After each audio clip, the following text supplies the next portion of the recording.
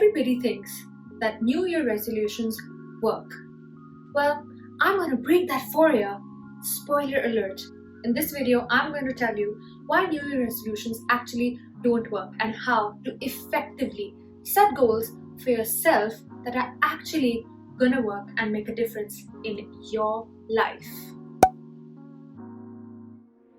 Everybody thinks that, oh, it's the new year, 2021 is coming, and bam, something will magically change in their life. They will start reading more, they will plant more, they will go running, they will go jogging, they'll hit the gym. They are going to spend less, they're going to invest more. We have all these big fancy dreams, and all of that comes crashing down within the first 2 weeks, if not the first 2 days of the new year. Why is that? We as humans are designed to think that a new year, a change of literally one date, is going to change our lives forever. What makes you think that 2021 will be any different than 2020 or any of the past years? It's not going to be unless you make that happen. It's all about a change in your motivation and your practices and your mindset. It's not about the change of one date, but it's about a change, a consistent, efficient change in your mindset. Tip number 1, learn to set realistic goals. What do I mean by realistic goals? Goals that you think you can actually achieve. This will lead you to disappoint yourself less, and it will actually help you set even better goals in the future.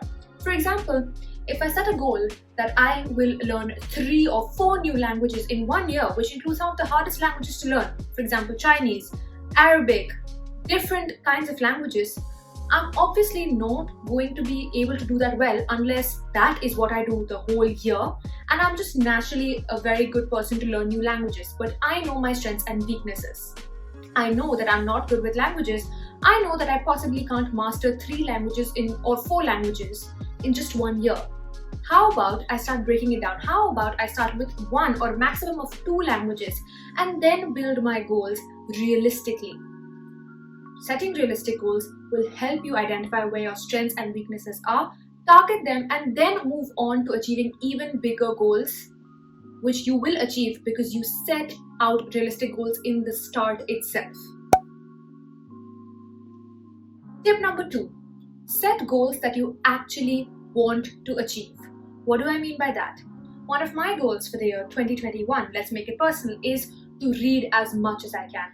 I used to be a very avid reader. I used to read all the time, but then there came a phase where I just left reading. I dreaded reading. I still don't read that much.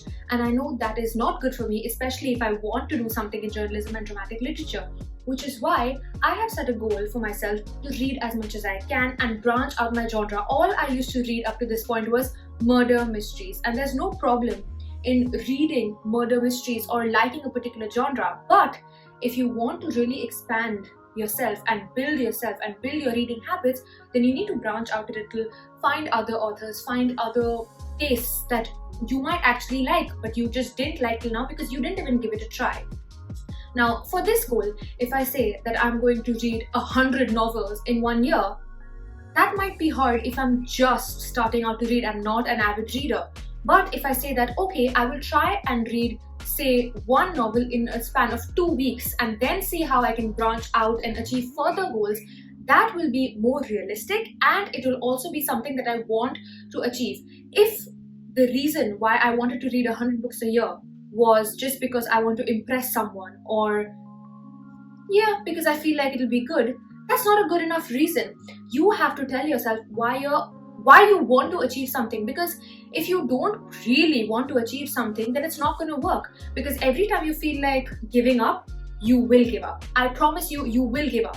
But if you set up goals that you actually want to achieve, every time you think of giving up, you think that, oh, this chapter is boring, this book is boring, instead of leaving the book and leaving the whole habit, you will find other books that you like, or you will force yourself to read that book because you know the underlying reason as to why you started out in the first place.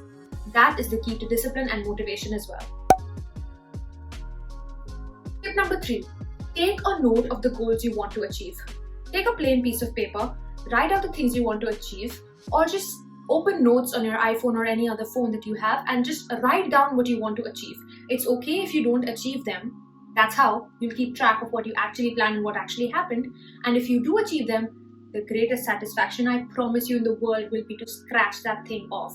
One of my goals for the year 2020 was to start maintaining a journal in which I write very often, and I have stuck to that to this day, and it's December 2020, and I have developed it into a habit where my days feel almost void without a journal, because it's a good habit and because I built it up to an extent where it became a habit and not just a thing that I do. And how I made that possible was writing down in my planner every single day that I need to journal. If you write down things, you will do them. You will have that innate desire to get them done, and that one scratch, that one line you draw across it after you've done the work well, is the most satisfying thing you can ever ask for, because you know that you committed to it and you actually did it. And that sense of self-accomplishment and pride is what you should do. You should work on you for yourself and not for anybody else. That is easier said than done. I am still learning and evolving to become a person like that who lives for herself. But let's all improve here together to set goals that we actually want to achieve for ourselves and feel proud of it when we actually do them. Tip number 4. This sort of goes over tip number 3, which is make your goals your habits.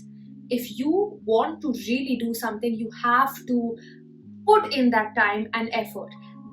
In one of the articles I read, when I was reading some articles a few months ago, that you don't actually develop a goal into a habit unless you do it for 21 days or more consistently. Not that you did it one day and then you didn't do it for the rest of the week and then you started it again. You have to do it for 21 days consistently for it to become a habit. Yes, there will be phases where you won't like it because you're new to it, you're not accustomed to it, it's not in your routine.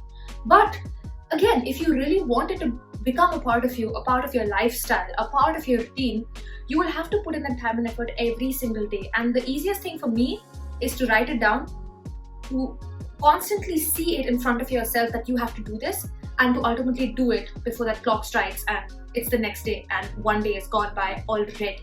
So make sure you keep a check in whatever manner suits you of what your goals were in the beginning, how you're doing, and how you would want to do them. If you feel like a goal doesn't work for you, it's not a goal anymore, drop it, find something new. But don't just drop it because or you wanted to procrastinate to a point where you just stopped caring about it. Tip number 5, a very important tip. Look back at your previous unaccomplished goals. If you have goals that you have not accomplished before, which you thought were very important to you, look back, try and understand why you didn't accomplish them.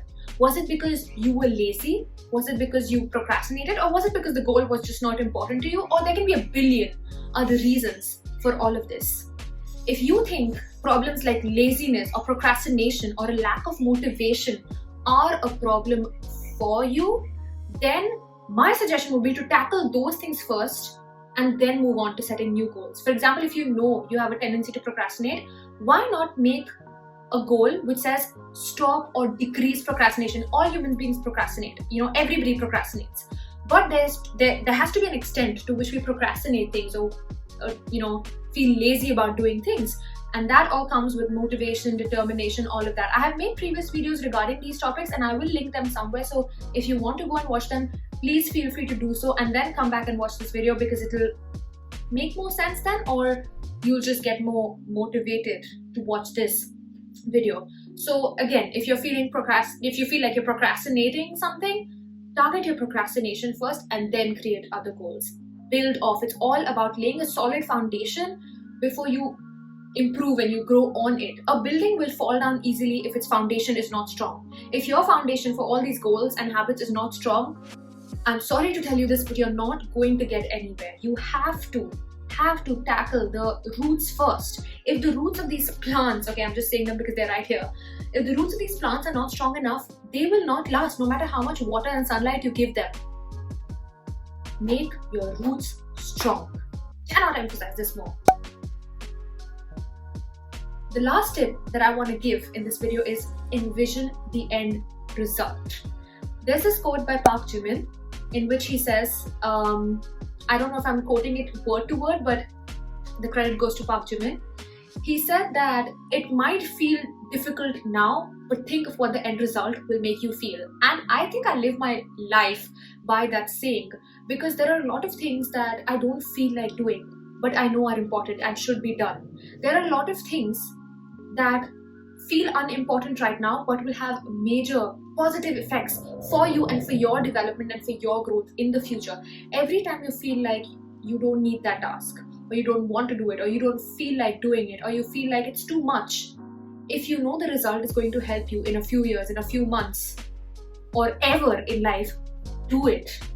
Okay, if you think that reading so many books and having a library full of books in which you've actually read the books, obviously not just for showcase, is going to help you in the future but not now, do it, because it's still helping you and it's still all about self-development and living a healthier and happier and more productive life.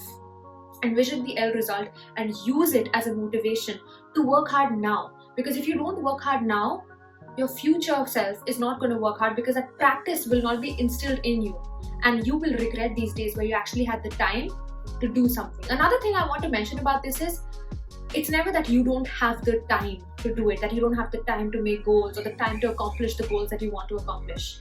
You have to make the time. Everybody has the same 24 hours in a day. Your time is entirely in your control. Nobody can change that fact.